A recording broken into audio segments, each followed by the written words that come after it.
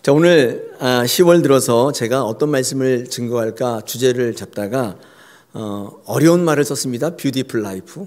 발음이 좀 안 좋은데 빵을 안 먹었나? 뷰티풀 라이프. 네. 그래서 아름다운 인생, 이게 10월달 저와 여러분 나눌 주제의 말씀입니다. 지난주에는요, 끊어내고 잘라내고 떠나는 인생이 아름답다, 제가 그렇게 말씀을 드렸고요. 오늘은요, 어떤 인생이 아름다울까 고민하다가 아무래도 하나님의 복을 누리는 인생이 아름답지 않겠습니까? 그래서 그 주제를 가지고 하나님 앞에 이 말씀을 좀 나가기를 원합니다. 오늘 선택한 사사기 1장 1절로 3절의 말씀은 이 이야기를 잘 대변하는 성경 말씀이라고 생각이 됩니다. 오늘 이 말씀을 통해서 어떻게 하면 하나님의 복을 누리는 아름다운 인생이 될 수 있을까? 같이 말씀 나누겠습니다. 제가 목회하면서 이런 생각을 자주 하는데 이런 고민이 자주 듭니다. 교회 다니고 예수 똑같이 믿는데 어떤 사람은 하나님의 복을 누리는 분이 계시고 어떤 분은 그렇지 않은 분도 계시더라는 거예요. 이해가 잘 안 돼요. 다 똑같이 예수 믿는데 왜 이런 일이 있을까? 하나님의 복이 무언가는 나중에 한번 같이 이야기하겠습니다. 사람에 따라 다르고 믿는 이로써 영향력도 다르고, 그렇죠? 사람에 따라서 똑같이 예수 믿는데 영향력도 다르고요. 하나님의 백성으로 누리는 복도 달라요. 어떻게 이런 일들이 있을 수 있을까? 왜 이렇게 똑같이 예수 믿는데 복이 다를까? 어떤 분은 복을 누리기도 하고 복을 누리지 못하기도 하고, 왜 이럴까? 제가 목회하면서 조금씩 알아가는 사실이 있는데, 그게 뭐냐면 사람마다 뭐 가족이든 교회든 회사든 뭐든 공동체마다 이 믿음이 다르기 때문에 그렇습니다. 더 정확히 말해서 믿음이 뭔지 몰라서 그러는 경우가 상당히 많이 있습니다. 신앙생활할 때 우리가 가장 많이 듣게 되는 단어 중에 하나가 이 믿음이라고 하는 말인데요. 여러분, 왜 이렇게 믿음이 강조되고 있는가 하면 하나님께서 우리에게 수없이 좋은 것들을 주시려고 창고에 가득 쌓아놓고 계시는데, 여러분, 그것을 열 수 있는 궁극적인 키가 믿음이기 때문에 그렇습니다. 교회는요, 그 복이 어떤 거든지 간에 나중에 공부하겠습니다만은 그것을 열고 꺼낼 수 있는 궁극적인 키가 믿음입니다. 믿음이 없으면 창고에 복이 많다는 사실은 아는데 꺼낼 수가 없습니다. 믿음이 강조되고 있는 것입니다. 믿음이라는 게 뭘까요? 단순히 믿는다는 동사 외에도 이 믿음이라는 단어, 히브리어나 헬라어에는요, 그 동사 외에도 다른 의미의 동사가 몇 가지 더 포함되어 있습니다. 그 대표적인 게 이 믿음이라는 동사를 이렇게 현미경으로 보면요, 믿는다는 동사 외에도 행한다는 동사가 대표적으로 포함되어 있습니다. 그러니까 믿는다는 것 외에도 믿는 것을 행하는 것도 믿음에 포함되어 있어요. 그게 완전한 믿음이 되는 거예요.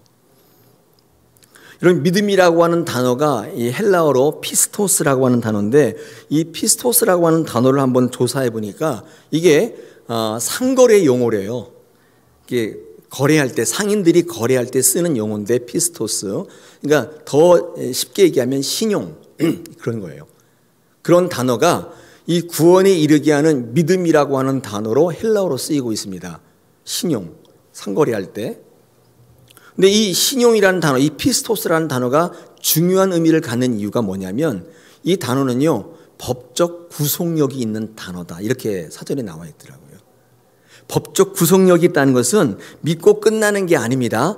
그 믿음에 대한 책임이 따른다는 의미로 쓰여지고 있는 것입니다. 그래서 성경에서 믿음이라는 단어를 그 많은 단어 가운데 피스토스라고 하는 상거래 용어를 쓴 이유는 단순히 믿는다고 고백하는 것이 믿음이 아니라 그 믿음에 상응하는 행동을 요구하고 책임을 요구한다는 차원에서 이 단어를 차용해 온 것 같습니다. 이건 그렇잖아요. 상거래할 때 주문을 받고 언제까지 물건을 납품하기로 했다면, 그렇게 계약을 체결했다면 그 신용이죠. 그게 믿고 한 거잖아요.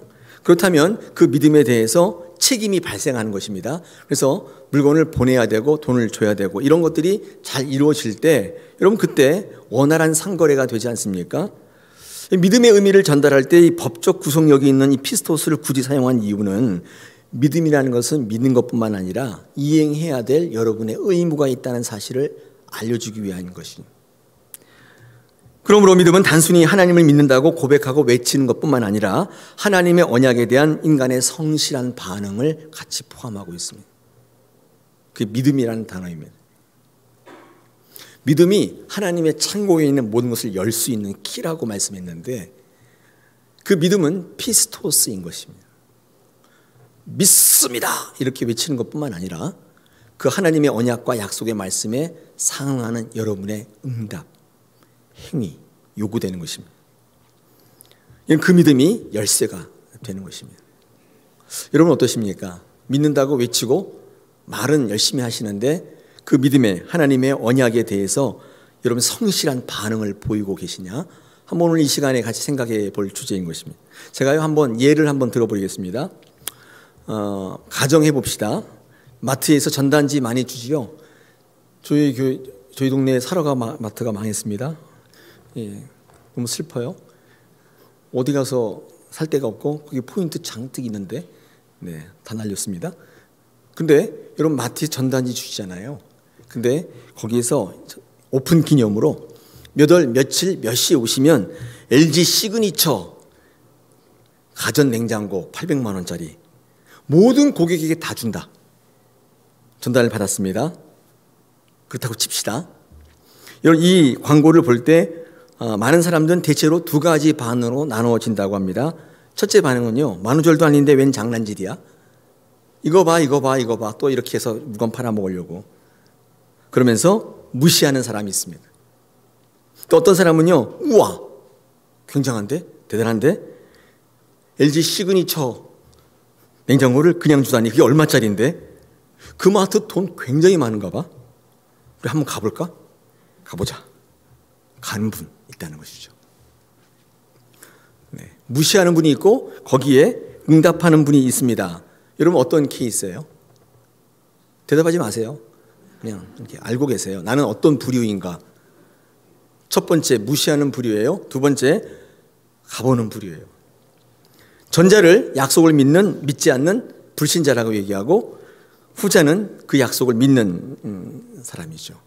어떤 분이 목사님 그 경우는 좀 다르지 않습니까? 아니 마트에서 LG 시그니처 냉장고를 준다는 게 그게 말이 됩니까? 상황적으로 안 맞잖아요. 현실적으로 말이 안 되잖아요. 그렇게 얘기할 수 있는데, 그러나 여러분 꼭 기억하십시오. 우리가 믿는 기독교 신앙은 이것보다 수백 배, 수만 배 말이 안 되는 거예요. 말이 안 되는 것이면 기억해야 될 사실입니다. 여러분 어떤 분이 그 마트가 돈이 많은가 봐 하면서 생각만 하고 가지 않는다면 그분은 긍정적인 사람은 될 수 있어도 누리는 사람은 못 됩니다. 누릴 수는 없는 거예요. 제가 볼 때 여러분 모두가 긍정적인 분이세요. 믿음에 대해서 부정적이지 않아요. 다 받아들여요. 우리는 제법 괜찮은 신앙인입니다. 왜냐하면 믿음에 대해서 그게 뭐야? 이렇게 생각은 안 한단 말이에요. 다 받아들이시는데, 자, 그럼에도 불구하고 누리지 못하는 이유는 가지 않기 때문입니다. 우리 신앙을요, 긍정적인 사람이 되려고 하는 거 아닙니다. 우리는 누리는 것이에요. 누리는 사람이 아름다운 인생이에요. 복을 누리는 거예요. 우리가 복을 누리지 못하는 이유는 바로 여기 있지 않겠습니까? 여러분 한번 생각해 보십시오. 똑같이 예수 믿는데 어떤 사람은 하나의 복을 막 누리고 용성이 막 일어나고, 근데 왜 나는 그런 게 없을까? 이렇게 생각한다면 물론 하나님의 섭리는 우리가 딱 잘라서 이거다 얘기할 수는 없겠지만, 대체적으로 보면 그 믿음이 키라고 본다면 여러분 그 믿음이 하나님 앞에 피스토스의 믿음으로 나가지 못하기 때문일 때가 참 많이 있는 것이죠. 만약에 냉장고를 받으려면 그 날짜에 그 장소에 가셔야 돼요. 냉장고를 받지 못한다면 누구 책임이냐면 마트 책임이 아니에요. 그 약속을 믿지 않은, 가지 않은 내 책임인 거예요. 내 책임인 거예요. 바꿔 말씀드리면 그것을 받기 위해서 여러분 쉬는 시간을 반납해야 되고, 그 다음에 스케줄도 바꿔야 되고, 경비를 써가면서 가야 돼요. 안 그러면 안 되는 것입니다. 그런 희생과 노력이라는 책임 있는 행동이 수반될 때 비로소 피스토스가 되는 거예요. 그때 누리는 자가 돼요. 긍정적인 사람이 아니에요. 괜찮은 사람이 아니에요. 누리는 자가 되는 거예요. 우리 한국 교회에 중요한 게 뭐냐면 누리는 자가 별로 없어요. 다 긍정적인 분이. 교회 오신 분 가운데 믿음을 거부하는 분은 없어요. 다 그렇대요. 근데 실제로 가는 분은 많지 않아요. 어떻게 생각하십니까? 하나님의 능력이 없으신 건가요? 하나님의 창고가 비어있기 때문인가요? 그러므로 행동이 수반되지 않으면 믿음은 어떤 것도 누릴 수 없는 허울일 뿐입니다. 여러분 야고보서 2장에 가면요, 거기에 행함을 계속 강조하고 있는데 믿음장은 히브리서 11장이라면 야고보서 2장은 행함장이죠. 행함장인데 거기에 대표적으로 야고보서 2장 17절에 이와 같이 행함이 없는 믿음은 그 자체가 죽은 것이다. 제가 대표적으로 말씀드렸는데 2장 전체가 행함 다 행함이에요. 다. 여러분 야고보 사도가 왜 이렇게 행함을 강조하는 줄 아세요? 이유가 있습니다. 여러분 야고보 사도는 예수님의 친동생입니다. 야고보서를 썼던 이 야고보는 예수님의 친동생이었는데 생각해 보십시다. 예수님이 이 땅에서 사역하실 때 동생 야고보는 형님을 봤단 말이에요. 예수님을 봤는데 병자를 치유하고 자연을 다스리고 죽은 자를 살려내는 그 예수님의 메시아의 사역을 보고 놀라고 또 놀랐습니다.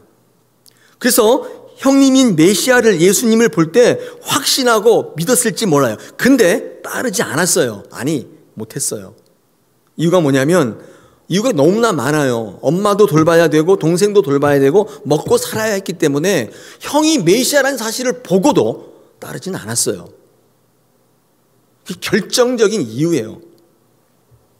여러분 야고보 사도는 훗날 그것을 뼈저리게 알았던 거예요. 그의 모든 서신에는요 다 행함이 있어요. 믿는 것만 갖고 되는 게 아니라는 거예요. 나도 믿었다고요. 나도 우리 형 보니까 메시아라는 걸 믿었단 말이에요. 기가 막히더라는 거예요. 근데 따르지 않았던 자신의 옛날 모습을 자꾸 떠올리는 거예요. 내가 그때 형을 따랐어야 했는데 그렇다면 나와 내 집이 얼마나 달라졌을까. 이 땅의 메시아 사역에 내가 동참했다면 나는 지금 얼마나 가치로운 인생을 살고 있을까. 여러분 그 야고보 사도의 그런 마음이 그 2장에 그대로 반영이 되어 있습니다. 그는 뭐라고 얘기하냐면 보고 놀라는 게 믿음이 아니라는 거예요. 고백하고 인정하는 게 믿음이 아니라는 거예요. 그 믿음에 대하여 자신의 책임 있는 행동으로 나아갈 때 그게 비로소 믿음이고 그 믿음의 열쇠는 하나님의 창고를 열어 제낀다는 거예요. 할렐루야. 그렇습니다. 우리 성경을 읽어보면 많은 믿음의 조상들이요 그 믿음을 말로만 고백으로만 그친 게 아니라 그의 삶에 드러냈습니다. 모든 하나님의 복을 누린 믿음의 선진들의 특징은 결단만 한 게 아니에요. 자기를 들여 희생하고 포기하고 헌신하는 데까지 이르렀던 행동의 사람이었습니다. 아브라함도 믿음으로 고향 친척 아버지 집을 떠나서 가라, 내가 내게 보여줄 땅으로 가라 갔습니다. 행동으로 보인 거예요. 그게 믿음의 조상인 거예요.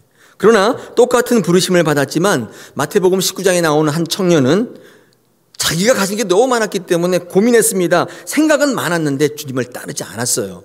가지 않았어요. 나오지 않았어요. 그 차이예요. 아브라함과 그 청년의 차이는 딱 그 차이예요. 삭개오는 주님을 만났습니다. 기회를 주셨어요.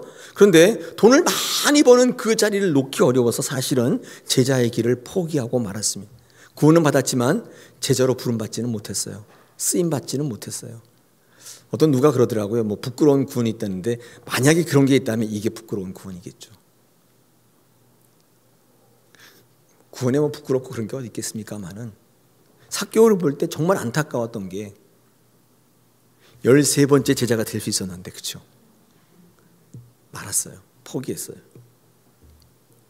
고민하고 갈등하는 것은 믿음의 출발일 수 있는데 복을 누리는 그 믿음 자체는 될 수 없는 거예요.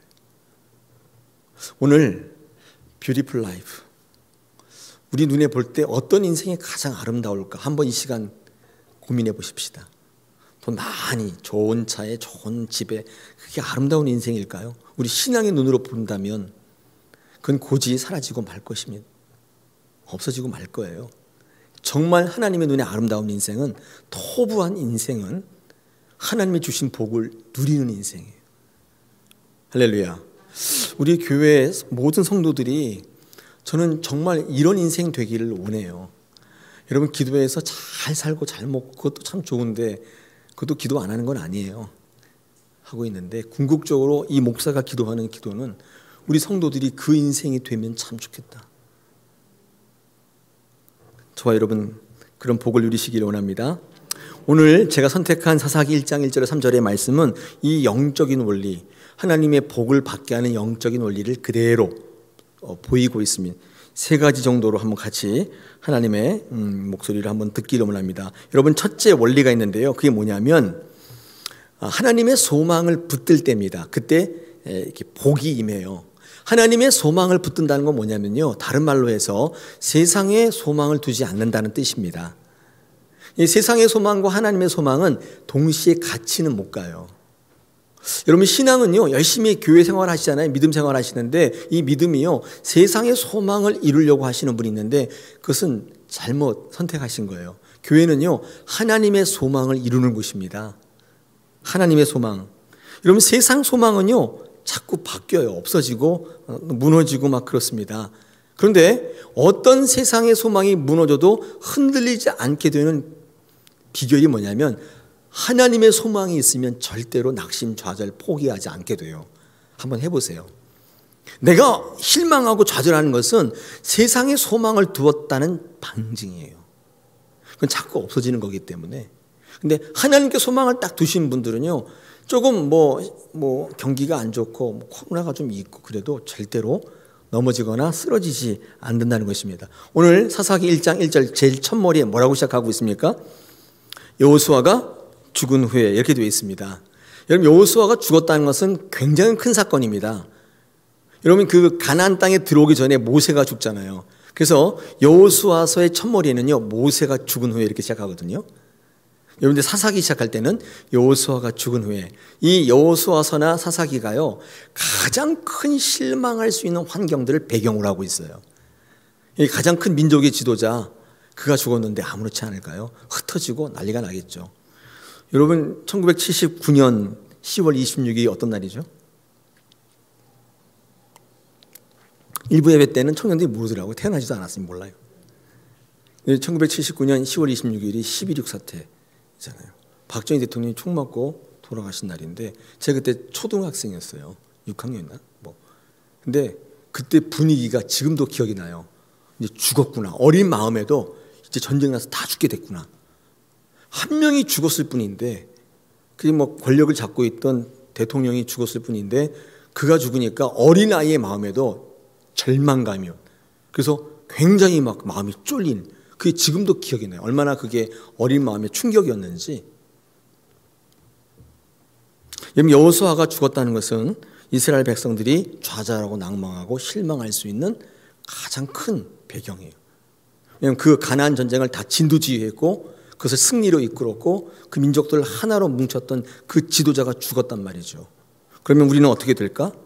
우리는 어디로 가야 되지? 이런 상황 속에서 여러분 1장을 읽어보시면 1장 1절을 읽어보시면 막 방황하고 헤맸다 그렇게 안 되고 뭐라고 되어 있습니까? 한번 보십시다. 여호수아가 죽은 후에 이스라엘 자손이 여호와께 여쭈어 이르되 우리 가운데 누가 먼저 올라가서 가나안 족속과 싸우리까? 놀라운 반응이지 않아요?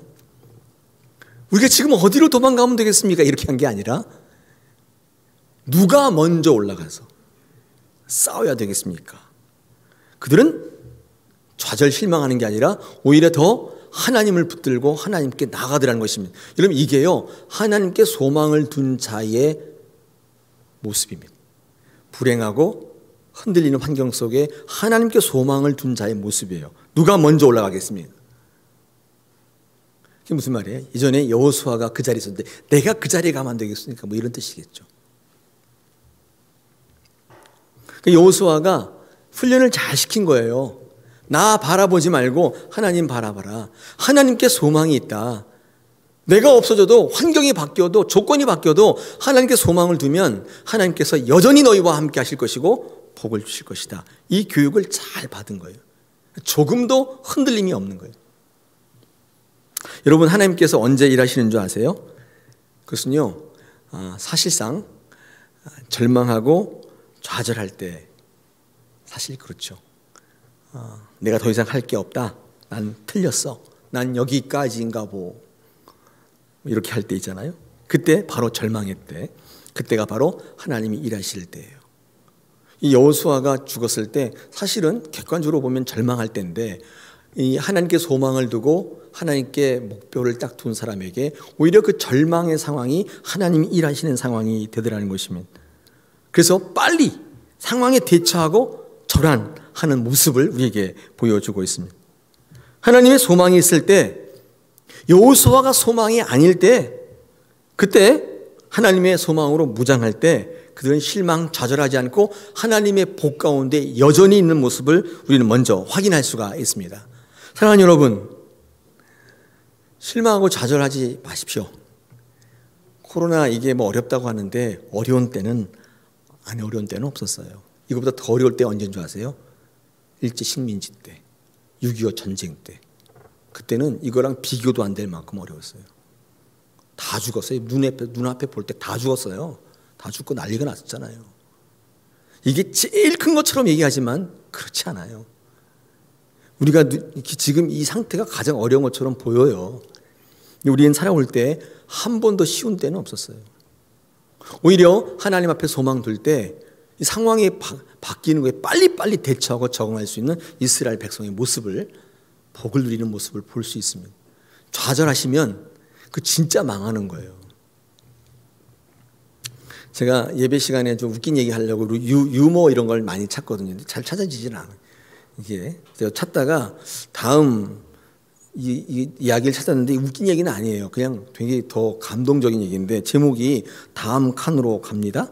뭐 이런 글이에요. 이 내용을 보니까 그래요. 이제 복잡한 전철에서 뭔가 팔러온 외판원 아저씨가 전철에 들어와서 하는 겁니다. 그 이야기를 하는데 이게 웃기는 얘기는 아니고 뭉클한 얘기인데, 안녕하십니까 여러분? 그러면서 이 외판원이 여러분 가는 길에 좋은 물건 소개하려고 나왔습니다. 그러면서 탁 꺼냈는데 이 칫솔 세트가 탁 나온 거예요. 여러분 플라스틱에 솔이 달려 있습니다. 이게 뭘까요? 사람들이 아무도 대답 안 하니까 칫솔입니다. 맞았습니다. 칫솔입니다. 제가 이거 뭐하러 가지고 나왔을까요? 팔려고 가지고 나왔습니다. 얼마일까요? 1,000원입니다. 네. 뒤를 딱 돌아보니 영어가 써있네요. 메이드 인 코리아. 무슨 뜻일까요? 수출했다는 뜻입니다. 수출 잘 됐을까요? 망했습니다. 이렇게 파는 거예요. 망했습니다. 사람들이 너무 황당해서 웃지도 않고 있는 거예요. 네. 오늘 제가 얼마나 팔았을까요? 4개 팔았습니다. 4,000원 벌었습니다. 제가 실망했을까요? 실망했습니다. 그렇다고 제가 포기할까요? 포기 안 합니다. 왜요? 집에 내 새끼들이 있으니까. 저는 다음 칸으로 갑니다. 그리고 가방을 들고 다음 칸으로 가더라는 거예요. 이 글을 적은 사람이 나중에 이런 얘기를 적었습니다. 좀 뭉클하더라고요. 포기하지 않고 실망하지 않고 다음 칸으로 사라지는 그 아저씨 뒷모습에서 너무 쉽게 절망하고 좌절하는 내 자신이 너무 부끄러웠다. 그런 이제 글인데 유머라고 찾았는데 유머일지 뭔지. 여러분 코로나 시대 다 어렵잖아요. 실망 좌절하는 사람이 지는 겁니다. 지는 거예요. 다시 한번 말씀드리지만 우리는 어렵지 않을 때는 없었어요. 다 어려웠었습니다. 이 시대에 하나님께 대한 소망을 가지면 복받는 계기가 된다는 사실을 잊지 마십시오. 정말 아름다운 인생의 뷰티풀 라이프인 것입니다. 두 번째 원리가 있습니다. 복받는 원리는요. 오늘 보니까 2절에 보니까 그렇게 되어 있죠. 아니 그 1절에 보니까 누가 먼저 올라가냐. 이게 무슨 말이냐면 선봉에 서겠다는 거죠. 앞장을 서겠다는 것입니다. 교회 용어로 말하면 자원한다는 뜻입니다. 가장 아름다운 인생 가운데 한 모습이 자원할 때예요. 자원할 때. 이런 모든 사람들이 모이는 모임에는요 4가지 종류의 사람이 있다고 말씀합니다. 그게 뭐 동창이든 국회든 뭐 청와대든 뭐 동네 꼬마들이 노는 놀이 집단이든 뭐든 간에 4부류가 항상 존재하는데, 첫째가 앞장서는 지도자가 있습니다. 두 번째는 적극적인 지지자가 있습니다. 세 번째는 무관심한 방관자가 있습니다. 네 번째는 삐딱한 방해자가 분명히 있습니다. 우리 교회도 존재합니다. 여러분 어떤 네 가지 어떤 부류에 속하십니까? 여러분 자신이 알고 있잖아요. 말하실 필요는 없어요. 확인 사살하는 거니까 그럴 필요는 없고 알고 나는 가만히 생각해보면 나는 그러면은 나는 이런 부류네. 제가 바랄 때 삐딱한 방해자는 되지 마십시오. 그렇죠? 앞장서는 뭐 지도자도 될 수 있고 뭐 될 수 있지만 오늘 이 여호수아 죽은 이후에 이스라엘 백성들이 복을 누리게 되었던 배경 중에 하나가 그들은 자원했어요. 누가 먼저 올라갈까? 선봉에 서겠다고 했던 것이죠. 그때 하나님께서 뭐라고 말씀해요? 유다 지파 네가 선봉에 서라 이렇게 말씀하지 않습니까? 여러분 유다 지파는요 광야에서 행군할 때도 항상 앞에 섰던 지파 중에 하나였습니다. 야곱이 유다를 축복할 때 사자 새끼다 이렇게 축복할 만큼 그는 활동적이고 도전적이고 진취적이고 적극적인 사람이었어요. 그게 유다였어요. 이 유다 지파는 어떤 일이 있어도 뒤에서 뒷짐지고 방관하거나 삐딱하거나 이런 자세가 아니라 항상 앞장섰던 하나님의 일이라면 앞장섰던 족속입니다. 여러분 여호수아 14장에 가시면요 이 땅을 점령하고 분배하는데 어떤 땅이 문제였냐면 이 헤브론 땅이 문제였던 거예요. 이 헤브론 땅은 이스라엘의 정중앙에 있는 난공불락의 요새입니다. 요새란 뜻은 뭐예요? 전쟁이 없다 그 뜻입니다. 웬만하면 침입이 없어요. 좋은 땅이죠? 좋은 땅입니다. 거기에 갔더니 안악이라고 하는 거인들이 사는 거예요. 그럴 법하죠. 힘이 있으니까 그런 난공불락을 차지하고 사는 거예요. 힘 없으면 거기 못 살죠. 근데 그 땅을 누구한테 줬냐면 12지파 가운데 단지파에게 걸렸어요. 제비를 뽑았는데 그게 딱 걸린 거예요. 단지파가 이렇게 경찰을 내보내보니까 의학이에요. 이 기골이 장단 애들이 서 있는데 걔네들은 또 철기를 사용해. 철기. 그러니까 잽이 안 되는 거예요. 그래서 아예 싸워보지도 않고 포기했어요. 그리고 그 땅 버려두고 저 북쪽에 기어 올라가가지고 어디 주워 먹을 땅 없나 싶어서 기웃기웃거리고 다니다가 여러분 이 단지파는 궁극적으로 선택받은 12지파의 하나였는데 계시록 7장에 가면 이 선택받은 인침받은 지파에서 이름이 빠져 있어요. 슬그머니 빠져 있고 그 자리에 므낫세 지파가 대신하고 있어요. 다 있는데 단지파만 없어요. 제가 그거 볼 때 조금 마음이 안 좋더라고요. 저는 목사이니까 우리 성도들을 생각하면서 우리 성도들의 이름이 다 있었으면 좋겠다. 여기 슬그머니 누구 이름이 빠져 있는 거예요. 제 이름이 빠져 있어요. 그러면 그거는 진짜 뭐 이루 말할 수 없이 슬플 것 같아요. 여러분들 그 헤브론 땅을 누가 점령해요? 갈렙이. 갈렙은요 유다 지파예요. 갈렙이 여호수아 14장 12절에서 이렇게 선포합니다. 그때 나이가 85세였습니다. 그날에 여호와께서 말씀하신 이 산지를 지금 내게 주소서. 당신도 그날에 들으셨거니와 그곳에는 아낙 사람이 있고 그 성읍들은 크고 견고할지라도 여호와께서 나와 함께 하시면 뭐라고요? 여호와께서 나와 함께 하시면 내가 여호와께서 말씀하신 대로 그들을 쫓아내리다. 85세 노익장이 나와가지고 자원한 거예요. 선봉에 선 거예요. 여러분 하나님의 복을 누리는 두 번째 영적 원리 자원하시는 거예요. 자원하셔야 돼요. 저희 교회에 자원하시는 분들이 하나씩 둘씩 생겨나오고 있어요. 대체적으로는 자원 안 하세요. 선봉에 서시는 신앙. 여러분 이것은 개인뿐만 아니라 공동체, 가정 불같이 일어나게 하는 큰 놀라운 역사가 있습니다. 단은 좋은 땅을 분배받았잖아요. 근데 하나님께서 원래 단 지파를 세우실 의도가 있었는지 누가 알아요? 유다 지파에게서 예수님이 태어나게 하시는 게 아니라 단 지파에서 예수님을 태어나게 하실 계획이 있었는지 어떻게 알아요? 그래서 그 땅을 주시고 그 땅을 점령케 하시고 그 점령하는 과정 속에서 전쟁은 하나님께서 하신다는 사실을 알게 하시고 하나님을 붙들고 끝까지 나가길 원하시는 하나님의 훈련 이 스케줄이 쫙 있었는데 단지파는 스스로 그 복을 걷어찬 거예요. 하나님이 안 주신 게 아니에요.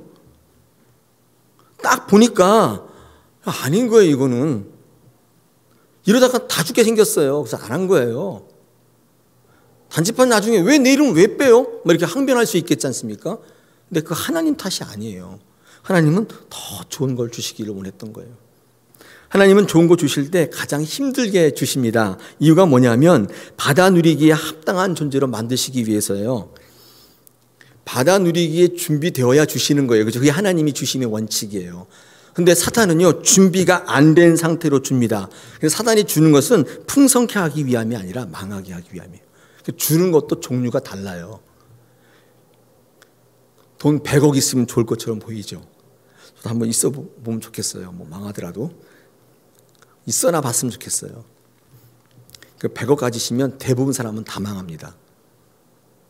제가 한 얘기가 아니라 이건 이제 얘기 안 하겠습니다만은, 근데 그분 책에 보니까 이게 갑자기 일확천금을 번 사람들이 82.4%가 객사했습니다. 100억 생기면요 좋을 것 같으시죠? 근데 100억을 운영할 만한 능력이 있어야 돼요. 그 돈에 대한 철학도, 돈에 대한 쓰임도, 그 돈에 대한 어떤 개념도 그걸 알고 있는 분들이 돈을 가지셔야 돈을 쓸 수 있어요. 그래서 돈 버는 것은 기술인데 돈 쓰는 건 예술이에요. 돈만 있으면 다 되는 게 아니라고. 여러분 생각해보세요. 여러분 100억을 가질 준비가 돼 있어요?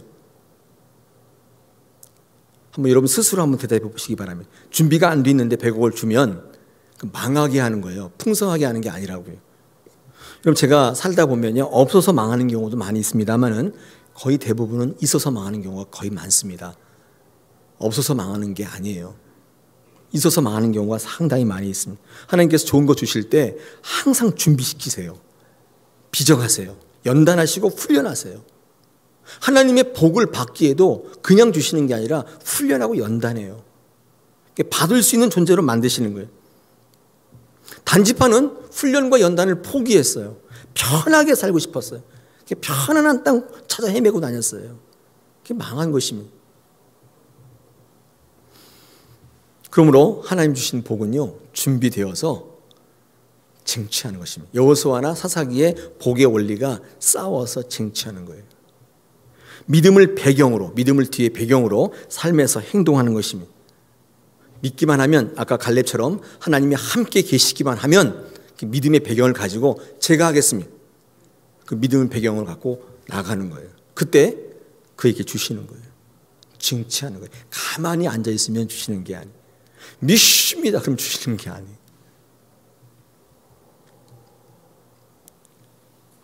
믿음으로 나가면 될 텐데 단지파가 그걸 포기했단 말이에요. 아주 안타까운 경우. 여러분 나중에 교회에서 한번 이렇게 있어 보십시오. 믿음으로만 하기만 하면 되는데 안타깝다. 그럴 때가 참 많이 있습니다. 믿음이 지배하고 다스리는 교회, 정말 좋은 교회예요. 상황과 형편이 지배하고 다스리는 그런 게 아니라 믿음이. 여러분 그러나 그런 과정 속에 쓰러지고 넘어질 수 있습니다. 그런데 그런 과정을 통해서 많은 교우들이 어떤 것을 학습하게 되냐면 믿고 나가면 되는구나. 이 사실을 줄 수 이게 교회가 가장 큰 것을 주는 거예요. 이 사실을 학습시키고 알게 해야 돼요. 이 교회 지도자들이 하셔야 될 일이 이거예요. 그냥 딱 짜놓고 거기에 살면 그냥 매일 그렇게 사는 거예요. 이런 폭탄이 터지는 원리는 전체가 달궈질 필요가 없다. 내간에 불만 붙으면 내간이 터지기만 하면 되는 거예요.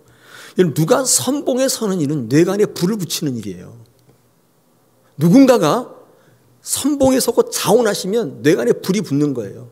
여러분 누구입니까 그게? 옆 사람 보실 필요 없어요. 내가 자원하면 돼요. 주님 제가 여기 있습니다. 주님 나와 함께 하시면 제가 가겠습니다. 손 드시면 되는 거예요. 성공하는 인생들의 특징은 자원한다는 거예요. 미리 주실 것을 알고 이미 받은 줄 알고 자원하는 거예요. 부흥하는 교회의 특징이 있습니다. 자원하는 분들이 많고 선봉에 서는 사람이 많은 교회예요. 여러분 부흥하는 교회가 건물이 크고 그런 게 아니라 주님 우리와 함께 하시는데 우리가 못할 게 뭐가 있습니까? 제가 여기 있습니다. 저를 써주십시오. 이런 교회예요.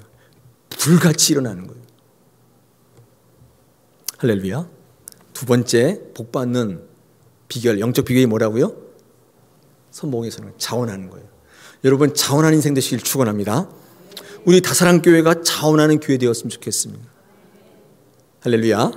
세 번째 복받는 원리가 있는데 그것은 3절 한번 보겠습니다. 3절에 이렇게 되어 있습니다. 유다가 그의 형제 시몬에게 이르되 내가 제비 뽑아 얻은 땅에 나와 함께 올라가서 가나안 족속과 싸우자. 그리하면 나도 네가 제비 뽑아 얻은 땅에 함께 가리라니 이에 시몬이 그와 함께 가니라. 많이 반복되어 나오는 단어 뭐? 함께. 이 3절에 세 번이나 함께가 반복되어 나옵니다.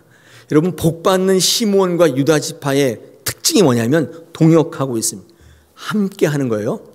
혼자 하는 게 아니에요. 함께 하는 것입니다. 여러분 교회는요, 그래 공동체예요.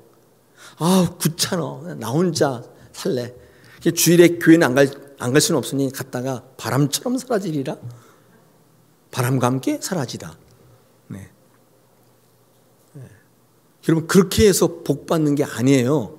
함께 하셔야 돼요. 여러분 함께 하면 반드시 트러블이 있어요. 함께 하면 반드시 상처가 있다고요. 상처를 두려워하지 마셔야 돼요. 여러분 동역하는 것은 하나님이 복 주시는 복 주심을 체험하는 아주 중요한 원리 중에 하나입니다. 같이 하면 함께 하면 하나님께서 유다와 시몬 족속이 되게 하시는 거예요. 서로 동역해서 이루게 하시는데 여러분 전도서 4장 12절에 유명한 말씀이 있죠.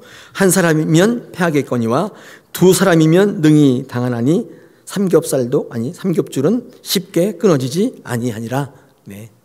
삼겹살은 쉽게 끊어지지만 삼겹줄은 안 끊어져요. 세 명이 딱 줄이 딱 세 개 딱 있으면 안 끊어지는 거예요. 지금도 하나님께서 우리에게 동역하라고 하십니다. 모이라고 하시는 것입니다. 사단의 표적이 되는 사람은 항상 혼자 있는 사람이에요. 영적으로 혼자 있는 사람. 반드시 체감입니다. 여러분 혼자 있으면 어떠세요? 혼자 있는 분들 한번 얘기해 보세요. 예배 드리게 되던가요? 요즘에 비대면 예배 많이 해보셨잖아요. 우리들끼리니까 한번 얘기해 봅시다. 혼자 있으니까 예배가 막 더 드려지게 되던가요? 사라지던가요? 네. 저도 요즘에 새벽 기도 2분 나오시거든요. 그러고 나니까 설교하는 제가 은혜가 제 스스로가 은혜가 없어져요. 제가 설교할 수 있는 동력이 뭐냐면 내가 은혜를 받아야 제가 설교를 해요. 여러분이 은혜 받는 건 둘째치고 내가 내 설교에 은혜가 안 되는데 그 다음 말 이어가기가 너무 힘들어요. 근데 뭐 숫자가 중요한 건 아니라고 말씀드리는데 많이 계셔서 아멘 하시고 저를 쳐다보는 눈빛이 초롱초롱 하시고 이런 거 보면 저도 막 은혜가 되고 서로 상승 효과가 있어요. 여러분 교회에 와서 예배하시는 것 중에 중요한 이유 중에 하나가 목사가 은혜 받게 하시는 거예요. 네, 안 오면 목사가 매일 저렇게 헤매고 앉았구나 그거 생각하셔도 아마 들리지는 않을 것 같아요.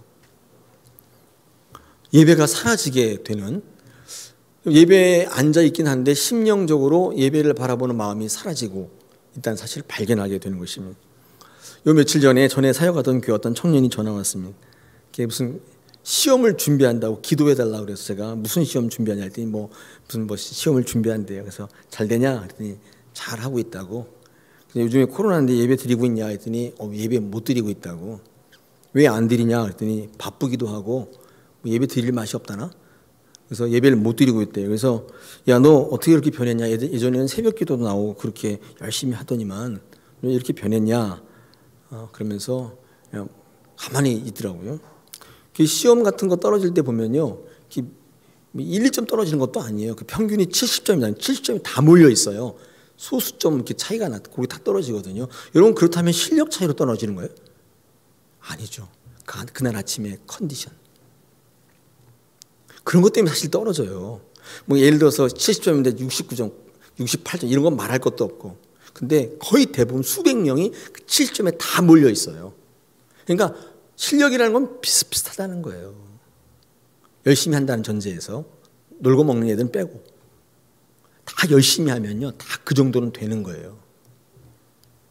그런데 얼마나 하나님의 은혜가 필요해요. 근데 너 몇 자 더 보겠다고 교회를 안 다니고 예배를 안 봐?